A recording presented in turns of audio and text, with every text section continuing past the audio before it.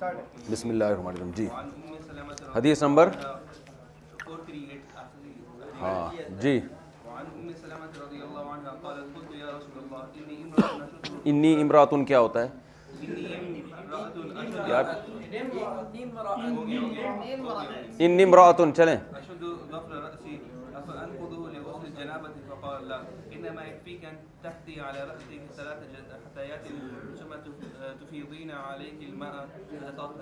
حضرت ام سلمہ رضی اللہ عنہا سے روایت ہے، فرماتی ہے میں نے عرض کیا یا رسول اللہ میں ایک خاتون ہوں جو اپنے سر کی مانگوں کو باندھ لیتی ہوں. ظفر ظفائر اس کی جمع آتی ہے. تو جو خواتین کے چٹیاں ہوتی ہیں نا، بہت ساری چٹیاں ہوتی تھیں تو ان کو جمع کر کے باندھ لیتی ہوں. بہت ساری چٹیاں بناتی تھیں، پھر ان چٹیاں کو جمع کر کے پیچھے کی طرف ایک جوڑا بنا دیتی ہیں، اس جوڑے کو ظفر کہتے ہیں. تو بال لمبے ہوا کرتے تھے. اب کا تو بال اتنے عورتوں کے ہوتے ہی نہیں ہیں کہ وہ اتنی چٹیاں بنیں، ایک ہی چٹیا بن جائے بڑی فخر کی بات. تو وہ بہت ساری چٹیاؤں کے باندھ کے پھر وہ جوڑا بنتا تھا اس کا. تو یا رسول اللہ میں غسل میں کیا، صفائی پلٹ گیا، تو غسل جنابت میں کیا میں اس کو کھولوں؟ تو آپ نے فرمایا نہیں، تمہیں اتنا کافی ہے کہ اپنے سر پر 3 مٹھی پانی ڈالو، سر کی جڑوں میں یعنی. ثم تفیضین علیک الماء، پھر اپنے اوپر پانی بہاؤ اور طہارت حاصل کر لو. تو مسئلہ یہی ہے کہ عورت کے اگر سر پہ جوڑا بندھا ہوا ہو تو اس کے لیے اس کو کھولنا لازم نہیں ہے. اس صورت میں سر کی جڑوں میں پانی پہنچا دینا کافی ہے، سارے بالوں کو بھگونا ضروری نہیں ہے. سمجھتے ہو؟ اور مرد نے اگر جوڑا باندھا ہوا، بہت بڑے بال رکھے ہوئے ہوں، جوڑا باندھا ہوا ہو تو مرد کے لیے کھولنا لازم ہے. یہ عورت کو سہولت دی گئی ہے کیونکہ بہت مشکل ہوتی تھی ان کو کھولنے میں، پھر دوبارہ سے وہ باندھنا شروع کریں اور بہت ٹائم لگتا تھا. چلو کیا ہو رہا ہے؟ مرد کے اتنے بڑے بال ہوتے نہیں عام طور پہ، پھر اس کے لیے جوڑا کوئی سنت کوئی مستحب عمل نہیں ہے. بال اکثر اتنے چھوٹے ہوتے ہیں، کھلے ہی ہوتے ہیں. ضرورت ہے نا، عورت کو ضرورت ہے، بڑے بال تو عورت کی زینت ہے نا.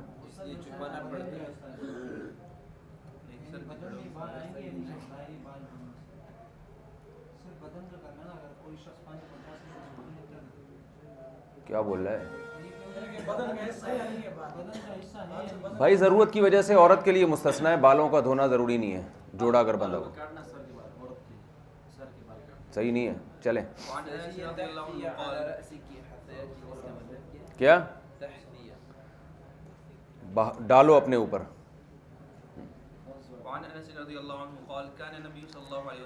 کیا سوال سمجھ میں نہیں ہے مجھے، کیا کہنا چاہیے؟ بدن میں شامل ہیں، دھونے میں واجب ہیں، لیکن عورت کے سر کے بالوں کو مستثنا کیا ہے بشرطے کہ جوڑا بندھا ہوا ہو. اگر بال کھلے ہوئے ہیں پھر وہ بھی مستثنا نہیں ہے، سارے بال بھگونا ضروری ہے. چلیں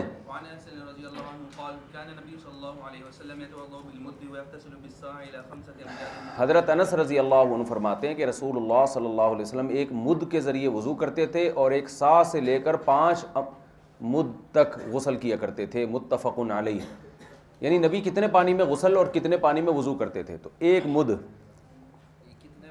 مد کتنا بنتا ہے؟ ایک مد ہوتا ہے 2 رطل کے برابر، اور 8 رطل کا بنتا ہے 1 سا. سمجھتے ہو؟ 4 مد کا بنتا ہے، پہلے مد سمجھ لو، یعنی مد جو ہے نا یہ ڈبل ہوتا ہے رطل کا. 2 رطل بن کے کتنے بنتے ہیں؟ 1 مد، اور 4 مد بنتا ہے 1 سا. سمجھتے ہو نا؟ سا کتنا بنتا ہے اس میں اختلاف ہے، جو راجح ہے نا، یہ اختلاف اس لیے کہ مختلف جگہوں پر سا کی مقدار مختلف تھی. تو امام حنیفہ امام محمد رحمہ اللہ تعالیٰ کے نزدیک سا کی مقدار، جو جمہور کا قول ہے نا، یعنی ان کے نزدیک میں جو مقدار ہے وہ ہے 4 مد. سا کی مقدار کتنی ہے؟ 4 مد. اور آج جو فتویٰ دیا جاتا ہے سا کی مقدار میں، وہ 1.25 کلو گندم، سوری 1.25 کو 2 سے ضرب دو، کتنا جواب آئے گا؟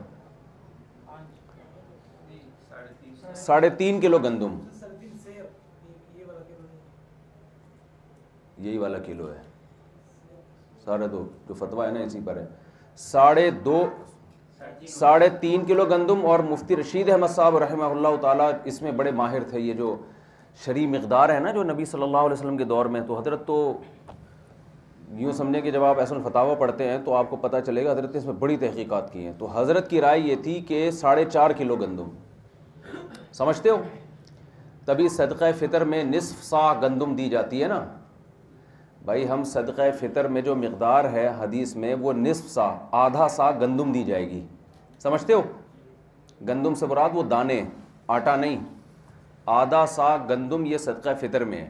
تو آدھی صاع مفتی رشید احمد صاحب رحمہ اللہ کی تحقیق کے مطابق ہے 2.25 کلو گندم, اور دارالعلوم کرنگی اور دیگر جو ہمارے قدیم اکابر گزرے ہیں ان کی تحقیق کے مطابق 2.25 کلو گندم, سمجھتے ہو. تو ہمارا جامع رشید کا فتویٰ 2.25 کلو پر ہے, اور پبلک میں جو مشہور قول ہے وہ وہی ہے جو دارالعلوم کرنگی کا قول ہے. تو حضرت کے بڑے مضبوط دلائل ہیں, آپ کبھی موقع ملے تو اصل فتاویٰ پڑھ لیے گا.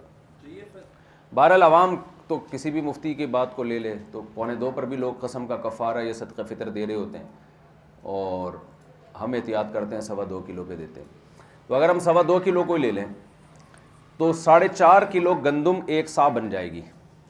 یعنی وہ برتن جس میں 4.5 کلو گندم آ جائے وہ نبی صلی اللہ علیہ وسلم کے دور کا 1 صاع کا برتن تھا, سمجھتے ہو. اس برتن میں, اور وہ 4 مد کے برابر ہوتا ہے. تو حضرت انس فرماتے ہیں کہ 1 صاع الی 5 امداد, 1 صاع یا 1.25 صاع, بھائی 5 مد کا مطلب 1 صاع اور اس میں 1 مد اور ملا لیں تو 1.25 صاع. تو اتنے بڑے برتن میں آپ صلی اللہ علیہ وسلم کا غسل ہو جاتا تھا. یہ بہت چھوٹا سا بنتا ہے, آپ تجربہ کر کے دیکھ لیں کسی دن گندم لے جا کے نا, یہ جو دانے ہوتے ہیں گندم کے یہ آپ تولیں. ٹھیک ہے کچھ فرق ہمارے زمانے کی گندم میں اس زمانے کی گندم میں 1400 سال گزر گیا, کچھ نہ کچھ فرق آئے گا, اور لیکن زیادہ فرق نہیں ہے. اس میں بھی گندم ایسے ہی ہوتی تھی, آج بھی ایسے ہی ہوتی ہے. تو اس سے آپ کو اندازہ ہو جائے گا کہ پہلے غسل کتنا آرام سے ہو جایا کرتا تھا. اگر کوئی ایسا کر سکتا ہے نا کہ 4.5 کلو گندم کا کوئی برتن جس میں آ جائے, ذرا لے آئے ناپ, تو ہمیں بھی پورا اندازہ ہو جائے گا بھائی یہ وہ برتن ہے. یعنی دیکھ لیں گے ہم کہ اتنے بڑے برتن میں نبی صلی اللہ علیہ وسلم کا غسل ہو جایا کرتا تھا.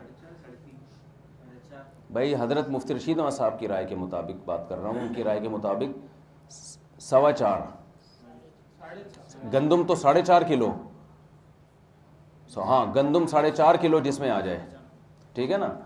اور برتن وہ جس میں پورا 1 صاع, اور یعنی کبھی تو 1 صاع میں غسل کرتے تھے, کبھی اس میں آپ 1/4 کا اضافہ کر لیں, سمجھتے ہو. ہاں 1 پاؤ کا اضافہ کر لیں اس میں, یعنی 4.5 کا 1/4, 4.5 کو 4 سے ڈیوائڈ دے, جو جواب آئے وہ جتنی گندم اس میں آ جائے. تو اتنا بڑا برتن یہ زیادہ سے زیادہ ہوتا تھا رسول اللہ صلی اللہ علیہ وسلم کا. استاد صاحب وہ برتن بھی لے کر آئے ہیں مدینہ سے نا, اس کا وہ مدینہ منورہ میں وہاں پر وہ برتن جو نبی صلی اللہ علیہ وسلم جتنا برتن استعمال کیا کرتے تھے نا, اس کے مشابہ برتن کی سند, پوری سند کے ساتھ کہ یہ ہمیں کہاں سے ملا ہے, پوری سند کے ساتھ وہ مدینہ منورہ میں موجود ہے. وہ برتن اسی پہ برتن پہ سند لکھی ہوئی ہے پوری صحابی سے لے کے نبی صلی اللہ علیہ وسلم تک. وہ بہت چھوٹا برتن ہے, میں نے خود دیکھا ہے وہ. تو اس جیسی کاپیاں بنا کے وہاں جو سعودی حکومت ہے انہوں نے رکھی ہوئی ہیں, تو کوئی بڑے مہمان ہوتے ہیں تو ان کو وہ کاپی دے دیتے ہیں اس برتن کی, اسی سند کے ساتھ وہ سند لکھی ہوئی ہوتی ہے. استاد صاحب کے پاس وہ برتن موجود ہے. چلیں اب اس پہ آدمی حیران ہوتا ہے یار اتنے چھوٹے برتن سے غسل کیسے ہوتا تھا. تو اس کا طریقہ یہ ہے کہ بغیر مگے کے جب آپ چلو سے غسل کریں گے تو ہو جاتا ہے. جیسے ہم وضو کرتے ہیں نا, چلو سے وضو کرو تو 1 گلاس پانی استعمال ہوتا ہے اس میں, چلو سے اس طرح لے کے 3 دفعہ, تو اس طرح دھویا جاتا تھا. یہ تھوڑی ہوتا تھا یوں ٹھڑانگ بیٹھے ہوئے ہیں. اور آج وضو دیکھو نا, نل کا پہلے کھل جاتا ہے, اس کے بعد گھنٹوں گھنٹوں رگڑائی ہو رہی ہے وہاں بیٹھ. چلیں کیا بول رہا ہے بھائی, پانی تو بہت کم تھا نا وہاں, پانی تو تھا ہی نہیں عرب کے لیے. تو آج بھی پانی کے بڑے مسائل ہیں. یہ دبئی وغیرہ میں پانی اگر مل جائے نا, ان کے تو عید ہو جائے. ابھی بھی وہ لوگ سمندر کے پانی کو اتنا مہنگا پروسیس ہے, وہ بھاپ بنا کے اسٹیم بنا کے پھر اس میں سے نمک نکال کے, بہت مہنگا پروسیس ہے یہ. جو دبئی میں آپ پانی پی رہے ہو یہ بہت مشکل سے ملتا ہے. یعنی گورنمنٹ نے بہت زیادہ سرمایہ خرچ ہوتا ہے حکومت کا اس میں. عرب ملکوں میں پانی نہیں ہے، اور وہ پانی پھر صحت کے لیے اچھا بھی نہیں ہے۔ دبئی میں ہر آدمی کے بال سفید، ایک عمر کے بعد بے اولادی کے مسئلے بہت سارے لوگوں کے ساتھ ہیں دبئی میں، وہ پانی میں مسئلہ ہے وہاں پہ۔ چلیں، وعن معاذة قالت قالت عائشة رضي الله عنهما كنت أغتسل أنا ورسول الله صلى الله عليه وسلم من إناء واحد بيني وبينه فيبادرني حتى أقول دع لي قالت وهما جنوبان۔ حضرت معاذہ العدویہ یہ بہت بڑی تابعیہ تھیں، حضرت عائشہ کی شاگردہ تھیں، ان کی عبادت کے واقعات کتابوں میں لکھے ہیں، آدمی حیران ہو جاتا ہے، تو بہت بڑی تابعیہ تھیں۔ یہ کہتی ہیں حضرت عائشہ رضی اللہ تعالی عنہا فرماتی ہیں کنت اغتسل انا ورسول اللہ صلی اللہ علیہ وسلم من اناء واحد، میں اور نبی صلی اللہ علیہ وسلم ایک برتن سے غسل کیا کرتے تھے، بینی و بینہ، جو میرے اور آپ کے درمیان میں ہوتا تھا۔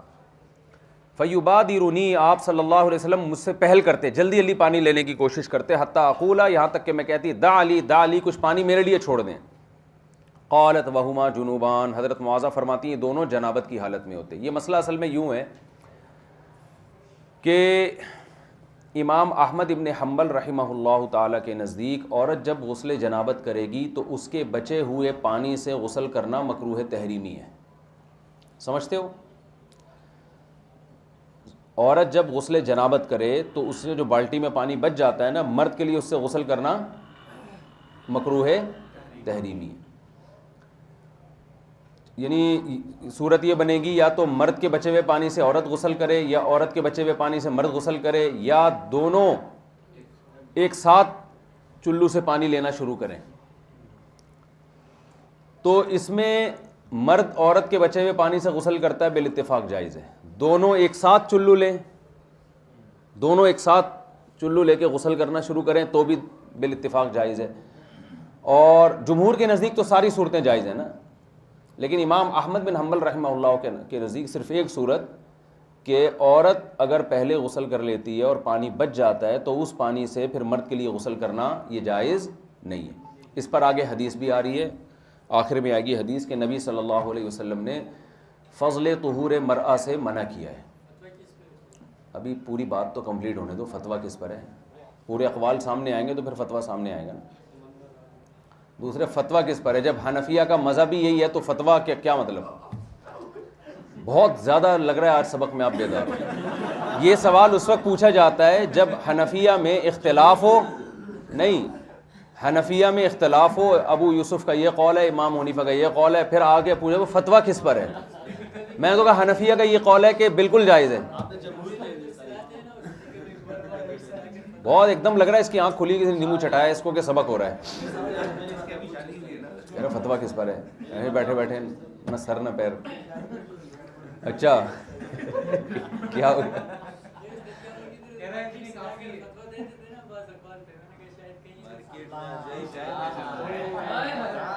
تو چونکہ آگے حدیث آ رہی ہے کہ امام احمد بن حنبل کا جو رائے ہے نا، وہ حدیث آ رہی ہے آگے کہ نبی صلی اللہ علیہ وسلم نے فضل طہور مرأہ سے منع کیا ہے، عورت کے فضل جو بچا ہوا پانی ہوتا ہے۔ اس کا جواب یہ ہے کہ یہی حدیث مرد کے بارے میں بھی ہے کہ آپ صلی اللہ علیہ وسلم نے، آگے مشکات میں یہ حدیث آ رہی ہے کہ نبی صلی اللہ علیہ وسلم نے مرد کے بچے ہوئے پانی سے بھی عورت کو غسل کرنے سے منع کیا ہے۔ تو یا تو یہ، اور اہم بات یہ ہے کہ جب دونوں، یہ جو بخاری مسلم کی حدیث ہے، امی عائشہ رضی اللہ تعالی عنہا فرماتی ہیں کہ میں اور نبی ایک ساتھ غسل کرتے تھے، اصل میں یہی بتانے کے لیے، کیونکہ لوگ سوال پوچھتے تھے کہ ہم تک نبی کی حدیث پہنچی ہے کہ آپ صلی اللہ علیہ وسلم نے عورت کے بچے ہوئے پانی سے غسل سے منع کیا ہے، تو امی عائشہ یہ بتانے کے لیے کہ بھئی ایک تو ہم کرتے رہے ہیں، ہم اکٹھے غسل کرتے رہے ہیں، تو ظاہر ہے کبھی پہلے مرد ہاتھ ڈال کے پانی استعمال کرتا ہے، کبھی عورت کرتی ہے، تو یہ تو یعنی مرد کا بچا ہوا پانی عورت استعمال کر رہی ہے، عورت کا بچا ہوا پانی مرد استعمال کر رہا ہے۔ تو حضرت عائشہ کا مقصد ہی ان لوگوں پہ رد تھا کہ یہ جائز ہے، اس میں کوئی حرج نہیں ہے۔ تو یعنی یہ جب دونوں اکٹھے استعمال کریں گے، ایسا ہوتا نہیں نا۔ فیبادرونی فرماتی ہیں نبی پہل کر لیا کرتے تھے، تو دونوں اکٹھے تھوڑی استعمال کر رہے ہیں۔ تو ہم یہ کہتے ہیں کہ جو تعویل آپ اس حدیث میں کرتے ہیں جس میں آتا ہے کہ مرد کا بچا ہوا پانی عورت استعمال نہ کرے، تو وہی تعویل ہم وہاں کرتے ہیں جو جس میں آتا ہے کہ عورت کا بچا ہوا پانی مرد استعمال نہ کرے، اگرچہ وہ حدیث سند کے لحاظ سے کمزور ہے جس میں آتا ہے کہ مرد کا بچا ہوا پانی عورت استعمال نہ کرے۔ تو ہم یہ کہتے ہیں کہ اس کے متعدد جوابات ہیں۔ نمبر ایک، یہاں فضل سے مراد یہ والا فضل طہور مرأہ نہیں ہے کہ بالٹی میں جو پانی بچ جائے، بلکہ اس سے مراد وہ پانی ہے جو عورت نے استعمال کر لیا ہو، جس سے حدث زائل ہو چکا ہو، سمجھتے ہیں نا؟ وہ پانی اگر جمع ہو رہا ہے تو مرد استعمال نہ کرے، اور اس کی تائید اس روایت سے ہوتی ہے جس میں آتا ہے کہ مرد کا پانی عورت استعمال نہ کرے. تو مرد نے جو پانی استعمال کیا وہ مستعمل ہو گیا، تو اب وہ پانی عورت استعمال نہ کرے.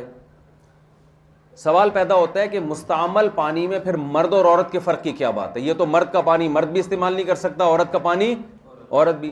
تو بات یہ ہے کہ غسل جنابت اکثر میاں بیوی ہی کرتے ہیں، دو مرد نہیں کر رہے ہوتے، دو عورتیں نہیں کر رہی ہوتی، سمجھتے ہو نا؟ تو اس لیے بتایا ہے کہ مرد سے مراد ہے شوہر، اور شوہر کا بچا ہوا پانی بیوی استعمال نہ کرے، بیوی کا بچا ہوا پانی شوہر استعمال نہ کرے. تو یہاں بچا ہوا سے وہ بچا ہوا مراد نہیں ہے، بلکہ استعمال شدہ پانی مراد ہے.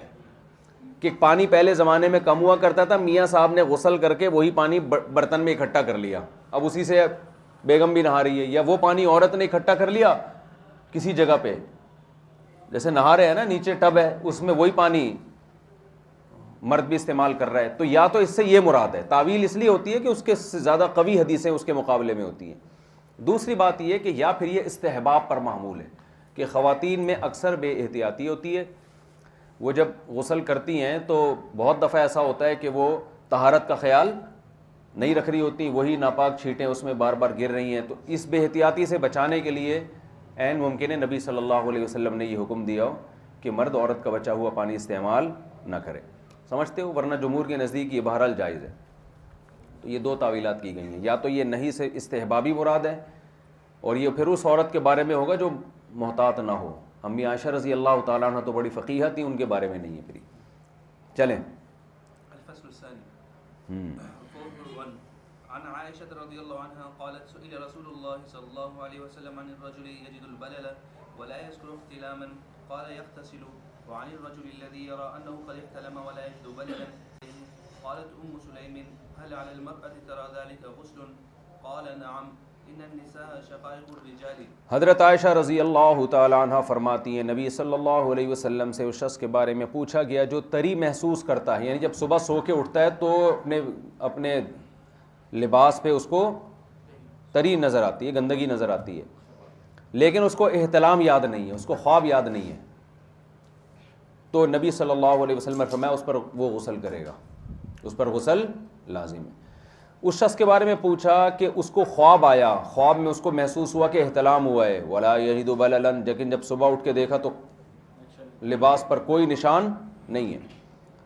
تو آپ نے فرمایا لا غسل علیہ، اس پر غسل نہیں ہے. یہی فقہا کا مذہب ہے. اگر آپ کو خواب میں احتلام ہوا لیکن جب آپ اٹھے تو کوئی نشان نہیں ہے، تو اس کا مطلب وہ آپ کو دھوکہ ہوا تھا خواب میں. لیکن آپ کو اگر خواب نہیں آیا، یا ظاہر آیا ہوتا ہے، یاد نہیں ہوتا خواب انسان کو، اور صبح دیکھا کہ شلوار پہ تری ہے، تو یہ اس کی علامت ہے کہ آپ کو احتلام ہوا ہے، کیونکہ واضح علامت ہے نا.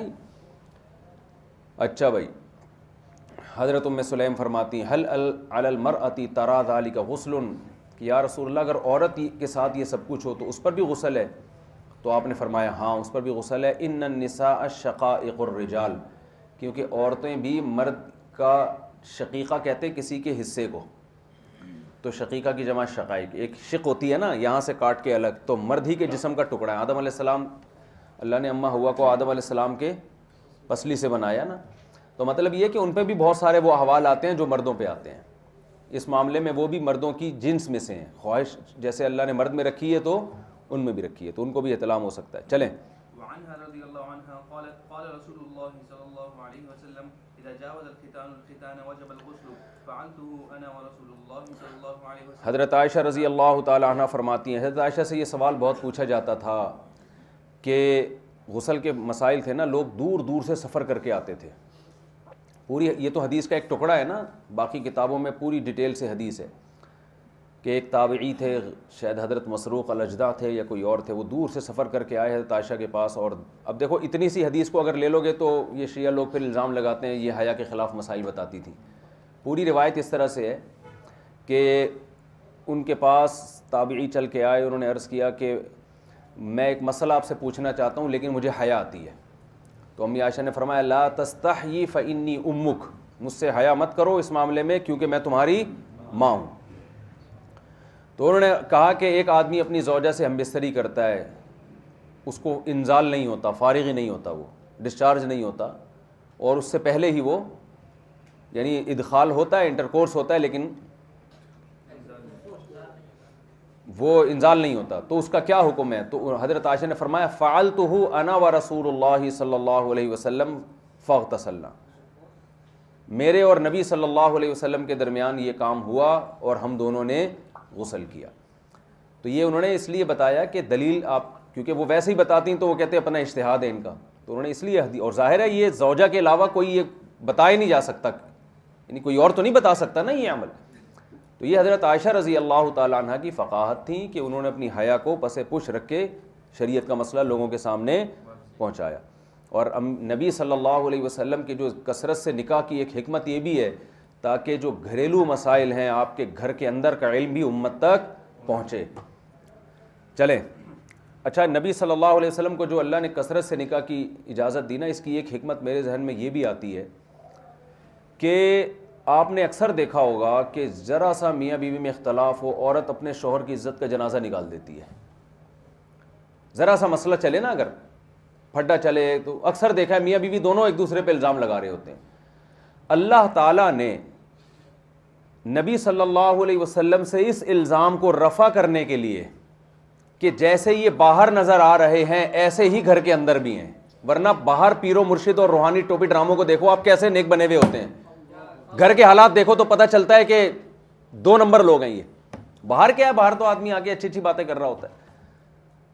تو ایک زوجہ ہوتی نا آپ کی، اس کی گواہی کو لوگ کہتے ہیں شاید میاں بیوی نے آپس میں مل کے انڈرسٹینڈنگ ہے آپس کی، بھائی دونوں کی مل کے، کہ بھائی ہیں ایسے لوگ بھی ہیں، جاہل پیر ہیں، ان کی بیوی بھی ان کے ساتھ ہوتی ہے، ہر کی بیوی کو پتا ہوتا ہے 2 نمبر آدمی۔ تو ایک عورت نہیں، 2 عورت نہیں، 9 بیویاں ایٹ اے ٹائم آپ کے نکاح میں رہیں، اور سب سے آپ کی تعریف منقول ہے، کسی ایک سے بھی آپ کی برائی منقول نہیں ہے۔ تو یہ خود اس کی علامت ہے کہ بھائی جو گھر میں نیک ہوگا، اتنا نیک، یعنی یہ اس کی علامت ہے کہ یعنی اللہ نے کوئی راستہ ہی نہیں چھوڑا آپ پہ الزام کا۔ ورنہ اکثر اچھے لوگوں کو ان کی بیویاں بدنام کر دیتی ہیں۔ میڈیا پہ دیکھو نا آ کے کیا ہو رہا ہوتا ہے، ذرا سی طلاق ہوئی، علیحدگی ہوئی تو دیکھو ایک پروپیگنڈا کھڑا ہوتا ہے، ایک تماشا کھڑا ہوتا ہے کہ پتہ ہی نہیں چلتا ہے بندہ صحیح ہے کہ 2 نمبر ہے، کچھ نہیں پتہ چلتا۔ تو ایک زوجہ نہیں، 9 زوجات تھیں، اور انہوں نے گھر کے اندر کے مسائل بھی بیان کیے ہیں۔ تو یہ خود اس کی علامت ہے کہ بھئی 1 2 3 نہیں، 9 بیویاں، 9 کی 9 سے ایک حرف بھی آپ کی مخالفت میں منقول نہیں ہے کہ آپ ظالم تھے یا آپ بد اخلاق تھے۔ کچھ تو ہوتا نا، کوئی ایک زوجہ آپ سے خدا نخواستہ علیحدگی لے لیتی اور بولتی معاذ اللہ یہ تو باہر کچھ اور ہے، اندر ان کے معاملات کچھ اور ہیں، یہ تو یوں تھے، یہ تو یوں تھے، ایسے کر کے کرتی تو تاریخ کی کتابوں میں تو ہر چیز آتی ہے۔ پھر آپ کہہ سکتے ہیں بھائی یہ تو تاریخی میں تو مسلمانوں نے لکھی ہے، وہ اچھی چیزیں حذف کر دیں گے، اور ایسا نہیں ہے۔ جب لکھی گئی ہیں تاریخیں تو تمام رتب و یابس سب کچھ جمع کی، خبریں چھپتی نہیں ہیں۔ تبھی تو دیکھو نا حضرت زینب سے جب آپ نے نکاح کیا ہے تو جو مشرکین نے اعتراضات کیے وہ تمام اعتراضات اسی طرح نقل چلے آ رہے ہیں کہ خوبصورتی کی وجہ سے انہوں نے شادی کی ہے، منہ بولی بیٹی تھی تو اپنا مسئلہ چینج کر دیا، یہ ساری اعتراضات نقل ہوتے چلے آ رہے ہیں۔ چلیں، حضرت عائشہ فرماتی ہیں جاوز الختان الختان، ختان موضع ختان کو کہتے ہیں، مرد کے جو وہ جگہ جہاں ختنے کی جاتی ہے، عورت میں بھی یہ جگہ ہوتی ہے۔ تو جب موضع، یہاں مضاف محذوف ہے، موضع ختان، ختان سے تجاوز کرے گا جس کو دخول حشفہ کہتے ہیں، تو آپ صلی اللہ علیہ، حضرت عائشہ فرماتی ہیں غسل واجب ہو جائے گا۔ نبی صلی اللہ علیہ وسلم اور میں نے اس طرح کیا اور ہم دونوں نے غسل کیا۔ چلیں، وعن ابي هريره رضي الله عنه قال قال رسول الله صلى الله عليه وسلم تحت كل شعرة جنابة فاغسلوا الشعر وانقوا البشرة۔ انقو، اور پتہ نہیں اس کو حمزہ وصلیہ سے کیا محبت ہے، کہیں گراتا ہی نہیں ہے۔ وانقوا البشرة 8-10 حمزہ وصلیہ اس کو تھیلے میں ڈال کے دے دو، جہاں حمزہ وصلیہ آئے گی پڑے گا یہ اس کو۔ مجھے لگ رہا ہے اس کو عشق ہے حمزہ وصلیہ سے۔ حضرت ابو ہریرہ رضی اللہ عنہ سے روایت ہے کہ رسول اللہ صلی اللہ علیہ وسلم نے فرمایا ہر بال کے نیچے جنابت ہے۔ جب انسان پر غسل فرض ہوتا ہے تو جنابت کے اثرات بالوں کی جڑوں تک پہنچتے ہیں، لہذا بالوں کو دھو اور اپنی جو جلد ہے اس کو صاف کرو، یعنی جلد تک پانی پہنچاؤ، ایسے پانی نہیں بہا کے نکل آیا کرو، تبھی رگڑنا ہے۔ بال جب آپ دھوتے ہیں تو ہاتھوں سے، غسل میں داڑھی کو اچھی طرح سے دھونا پڑتا ہے اندر تک، یعنی ایک ایک بال کے اندر جنابت کے اثرات پہنچتے ہیں۔ چلو، وعن علي رضي الله عنه قال قال رسول الله الله صلى الله عليه وسلم من ترك موضع شعرة من جنابة لم يغسلها فعل بها كذا وكذا من النار. قال علي رضي الله عنه فمن ثم عاديت رأسي ثلاثا.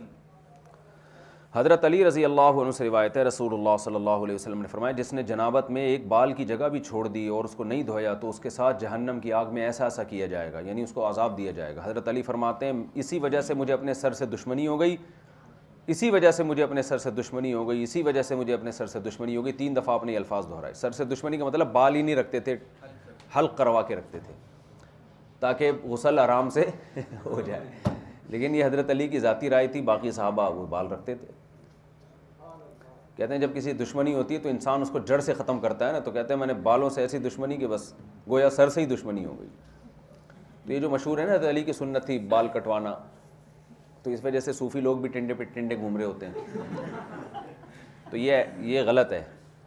حضرت علی کو تو اس وجہ سے کاٹتے تھے بال. اور دوسری روایت میں آتا ہے حضرت علی فرماتے ہیں کنتو رجلا مذاء، کثرت سے مزی آتی تھی تو وہ سمجھتے تھے کہ شاید اس سے بھی غسل فرض ہوتا ہے. تو اس وجہ سے بھی وہ کیونکہ بار بار ان کو غسل کرنا، بعد میں ان کو مسئلہ پتہ چل گیا کہ اس سے غسل فرض نہیں ہے، تو ہو سکتا ہے پھر رکھ لیے ہوں بال. چلیں. وعن عائشة رضی اللہ عنہا قالت كان النبي صلی اللہ علیہ وسلم لا يتوضأ بعد الغسل. حضرت عائشہ رضی اللہ تعالیٰ عنہ فرماتی ہیں کہ نبی صلی اللہ علیہ وسلم غسل کے بعد وضو نہیں فرمایا کرتے تھے. رواہ الترمذی و ابو داؤد والنسائی و ابن ماجہ. غسل کے بعد وضو نہیں کرتے تھے. تو اگر آپ نے غسل سنت کے مطابق کیا تو اس میں تو پہلے ویسے ہی وضو ہو جاتا ہے، اور اگر ویسے بھی سنت کے مطابق غسل آپ نے نہیں کیا تو پھر حنابلہ کے نزدیک وضو کرنا واجب ہے. بھائی اگر آپ نے غسل کیا اور اس سے پہلے وضو نہیں کیا تو حنابلہ کے نزدیک آپ پر پھر نماز کے لیے وضو الگ سے واجب ہے، جبکہ حنفیہ کے نزدیک اور جمہور کے نزدیک بے شک آپ نے وضو نہ کیا ہو، لیکن چونکہ جب آپ غسل کر رہے ہیں تو وہ آپ کے وضو والے اعضاء آٹومیٹیکلی دھل جاتے ہیں اس میں، ظاہر اس کے بغیر تو غسل ہوتا نہیں، تو وہ کافی ہے. چلیں. مسا نہیں تو پورا پانی بھیگ گیا سر کا، ابھی مسا کرنا ہے. سال زندگی میں پہلی دفعہ سبق کے دوران کوئی سوال پوچھا ہے انہوں نے. تو جب غسل سے اوپر، مسا سے اوپر کی چیز غسل ہے نا. ٹنڈا ہوا ہے نا، یہ بھی اس کو تکلیف ہوئی ہے. میں نے جو کہہ دیا نا کہ ٹنڈ سنت نہیں ہے، اس پہ اس کو تکلیف ہوئی ہے. کیا؟ ہاں جی ہاں ظاہر ہے، اور کیا. غسل دوبارہ نہیں ہے، پھر وضو دوبارہ. چلیں. وعنها رضی اللہ عنہ قالت كان النبي صلى الله عليه وسلم يغسل رأسه بالختمية وهو جنب يستهزئ بذلك ولا يصب عليه الماء. حضرت عائشہ رضی اللہ تعالیٰ عنہ فرماتی ہیں آپ ختمی ایک جڑی بوٹی ہوا کرتی تھی خوشبودار، اس سے سر دھویا کرتے تھے اور جنابت کی حالت میں. یجتزئ بذلک، اسی کو کافی سمجھا کرتے تھے. ولا يصب عليه الماء، اور اس پر پانی نہیں بہاتے تھے. مطلب یہ ہے کہ پہلے آپ سر دھو لیا کرتے تھے، اس کے بعد وہ ایک بوٹی تھی خوشبودار وہ لگایا کرتے تھے سر کے اوپر، پھر اس پہ دوبارہ پانی نہیں بہاتے تھے اور باقی جسم کو دھو لیا کرتے تھے. تو اس سے پتہ چلتا ہے کہ اگر آپ نے ایک دفعہ سر دھو لیا پھر کوئی اور عمل کر کے باقی جسم کو بعد میں دھو لیا تو بھی غسل ہو جائے گا.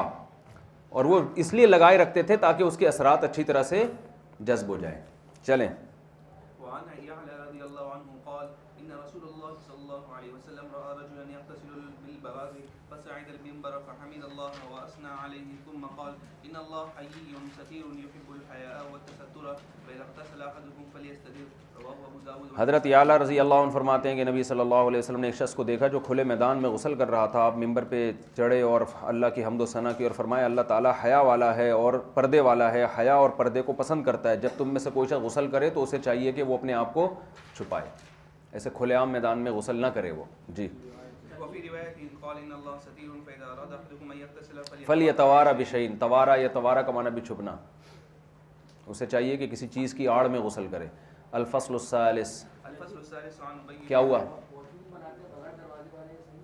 بغیر دروازے والے واش روم کہاں ہیں؟ وہ عجیب سے ہاں مسجدوں میں ہوتے ہیں، چھوٹے دروازے ہوتے ہیں، کوئی نیچے سے جھانکے تو سب. ابے ایسا نہیں ہوتا کھلے دروازے پہ، کیسی بات ہے، چلو یار. ہاں وہ پیشاب کے لیے ایسے ہوتے ہیں، ان میں دروازے نہیں ہوتے، غلط ہے یار، وہ بھی حیا کے خلاف ہے. اور یہ عجیب نیچے سے دروازے اتنا چھوڑا ہوتا ہے، اصل میں وہ اوپر اس لیے ہوتا ہے کہ نیچے کون پاگل جھانک کے دیکھے گا. نہیں نہیں ایسا نہیں ہوتا. چلیں یار، مسجدوں میں نا واش روم وی آئی پی ہونے چاہیے. اول تو مسجدوں کا واش روم سے تعلق ہی نہیں ہے اسلام میں. واش روم تو لوگوں کی ایک بنیادی ضرورت ہے جو حکومت کی ذمہ داری ہے پبلک ٹوائلٹ بنائے، اس کا مسجد سے کوئی تعلق ہی نہیں ہونا چاہیے. مسجد سے تو یہ چیزیں بہت دور ہونی چاہیے. لیکن ہمارے فرمایا کرتے تھے کہ لوگ، مسجد والوں نے معذرت کے ساتھ لوگوں کو ہگانے متانے کا انتظام اپنے ذمہ لے لیا، اس لیے حکومت اس ذمہ داری سے سبکدوش. جن ملکوں میں مسجدیں نہیں ہیں، چائنا میں، یعنی اتنی مسجدیں نہیں ہیں، چائنا، امریکہ، یو کے وغیرہ، ان میں تو ویسے ہی پبلک ٹوائلٹ ہوتے ہیں نا. تو مسجد والے بولے بھائی ہمارا واش روم ہوگا ہی نہیں، جاؤ. امام کا واش روم اس کے گھر میں، مؤذن کا اس کے گھر میں، بس واش روم کا انتظام ہی نہیں، وضو خانے کا انتظام ہے بس. تو پھر حکومت خود ٹوائلٹ بنائے گی، اس کی صفائی کا انتظام کرے گی، گالیاں بھی حکومت کو پڑیں گی، دیکھو کتنا گندا واش روم، اگر حکومت گندا رکھے گی. مسجد والوں نے یہ سارے انتظامات اپنے ذمے لے کے حکومت کو، تو بھائی حکومت اگر نہیں کر رہی تو ہم کیوں کر رہے ہیں؟ لوگ خود احتجاج کریں گے گورنمنٹ کے خلاف. جب وزیر اعظم کو بیچ روڈ پہ قضائے حاجت کا تقاضا ہوگا تو اس کو احساس ہوگا کہ یار یہ عوام کی بھی ضرورت ہے. تو یہ مسجد والوں نے انتظام کر لیا ہے، تو یہ کچھ تو بنتی نہیں ہے اس کی. سوال ہے تبلیغ والے کہاں جائیں گے؟ تبلیغ والوں کے لیے الگ سے بنا دیا جائے، جماعتیں جو آتی ہیں وہ اسی وقت کھلے گا جب تبلیغ والے آئیں گے. وہ ایک دو کافی ہے ان کے لیے، اتنی بڑی 20 ٹوائلٹ بنانے کی ضرورت نہیں. اب حال تو دیکھو نا مسجدوں میں ہوتا کیا ہے، گندی بدبو. صدر میں مسجد دیکھو، گندی بدبو آ رہی ہے صحن کے اندر. ادھر پیاز کھا کے آنے کی ممانعت ہے مسجد میں، اور ادھر واش روم کھلے ہوئے ہیں قریب میں، اور وہ اتنے گندے لوگ بھی گالیاں دیتے ہیں یار یہ مسجد صفائی کی جگہ ہے اور یہاں یہ صفائی سکھائی جا رہی ہے. اور اگر بالفرض بنانا ہی ہے تو اتنے وی آئی پی، اتنے صاف ستھرے ٹوائلٹ ہونے چاہیے جیسے ملیشیا کے ایئرپورٹ اور دبئی کے ایئرپورٹ پر ہیں، تاکہ لوگوں کو پتہ چلے بھائی یہ جو صفائی کے قائل ہیں تو عملاً بھی ایسے ہی صفائی ان کے یہاں ہوتی. وہ عجیب سے واش روم ہوتے ہیں، دروازے ہی نہیں ہوتے، آدھے آدھے دروازے ہوتے ہیں، پھر وہ عجیب سا ہی ہوتا ہے، آپ کو سب کو پتہ ہے، اتنے گندے. الفصل الثالث. چلو بھائی.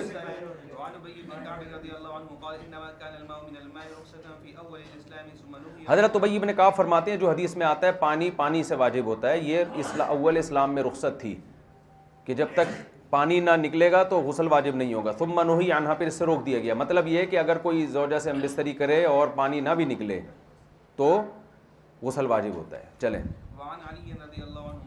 لیکن دیکھو اس سے وہ ہم بستری مراد ہے جس میں دخول ہو، اور ویسے بھی شریعت میں صرف دخول ہی پہ سارے حکام مرتب ہوتے ہیں. امام طحاوی نے اس میں دلیل نظر بھی دی ہے نا، عقلی دلیل، کہ اگر کوئی شخص کسی عورت کے ساتھ صرف دخول کر لیتا ہے، فارغ نہیں بھی ہوتا، تو زنا کے سارے حکام اس پہ جاری ہوتے ہیں، رجم کرنا، کوڑے لگانا. اسی طرح کسی عورت کو 3 طلاقیں ہوئی ہیں، دوسرے مرد نے نکاح کر کے صرف دخول کر لیا ہو، انزال نہ بھی ہوا ہو، تو طلاق کے بعد یہ عورت پہلے مرد سے نکاح کر سکتی ہے. تو انہیں شرعی حلالے کا بھی ترتب ہو جاتا ہے. تو اس سے پتہ چلتا ہے کہ اسی طرح رمضان کے روزہ میں کسی نے بیوی سے ہم بستری کی، اتنا کہ صرف دخول کر لیا، تو اس پہ 60 روزوں کا کفارہ واجب ہو جاتا ہے. تو اس سے پتہ چلتا ہے کہ نفس دخول پر سارے حکام مرتب ہو رہے ہیں، تو غسل کیوں مرتب نہیں ہوگا؟ پھر تو غسل بھی اسی سے واجب ہو جاتا ہے. چلیں.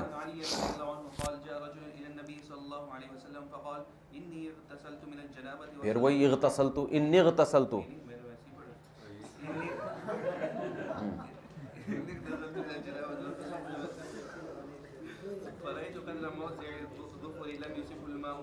حضرت علی رضی اللہ تعالیٰ عنہ فرماتے ہیں رسول اللہ صلی اللہ علیہ وسلم کے پاس ایک شخص آیا اور کہنے لگا میں نے غسل جنابت کیا اور میں نے نماز پڑھ لی، لیکن میں نے ناخن کے بقدر ایک جگہ دیکھی جس میں پانی نہیں پہنچا تھا. تو نبی نے فرمایا لو کنت مسحت علیہ بیدک اجزاک، اگر اپنے ہاتھ سے اس ناخن پہ مسح کر لیتے تو کافی ہو جاتا. تو یہاں مسح سے مراد بالاجماع غسل خفیف ہے. یہاں مسح سے یہ مراد نہیں ہے کہ صرف مسح، کیونکہ یہ تو حدیث میں غسل کا حکم ہے نا، قرآن میں بھی غسل کا. تو غسل تو پانی بہانے کو کہتے ہیں، تو مطلب تھوڑا سا پانی بہا لینا بھی تمہارے لیے کافی تھا. تو چونکہ نہیں بہایا لہذا اب کافی نہیں ہے، تمہاری نماز نہیں ہوئی ہے. تو مسئلہ بھی یہی ہے کہ اگر بعد میں پتہ چلے جگہ خشک رہ گئی ہے تو دوبارہ، البتہ پھر پورا غسل کرنا ضروری نہیں ہے، صرف اتنے حصے کو معمولی سے دھو لینا کافی ہے. دیکھو فضول سوال نا، کتنے ٹائم بعد؟ جب بھی ہے 6 مہینے بعد دیکھا ہے، پتہ چلا تو 6 مہینے بعد، ٹائم تھوڑی ہے. چلے. عنهما قال كانت الصلاة 50 والغسل. اللہ کسی کو حسن نہ دے یار، ایسا جو حسن ملا ہے نا ان کو، حسن جب آتا ہے تو ناز بھی، فضول سوالات بھی آ ہی جاتے ہیں، یہ سب حسن کے کرشمے ہیں. چلیں. وعن ابن عمر رضي الله عنهما قال كانت الصلاة 50 والغسل من الجنابة 7 مرات وغسل البول من الثوب 7 مرات فلم يزل رسول الله صلى الله عليه وسلم يسأل حتى جعلت الصلاة 5 فغسل الجنابة مرة وغسل الثوب من البول مرة. رواه. حضرت ابن عمر فرماتے ہیں کہ 50 نمازیں تھیں اور غسل من جنابہ 7 مرتبہ تھا، اور پیشاب سے کپڑے کو دھونا بھی 7 مرتبہ تھا. نبی صلی اللہ علیہ وسلم اللہ سے سوال کرتے رہے یہاں تک کہ نمازیں 5 کر دی گئیں، غسل جنابت 1 مرتبہ اور پیشاب سے لباس کو دھونا بھی 1 مرتبہ.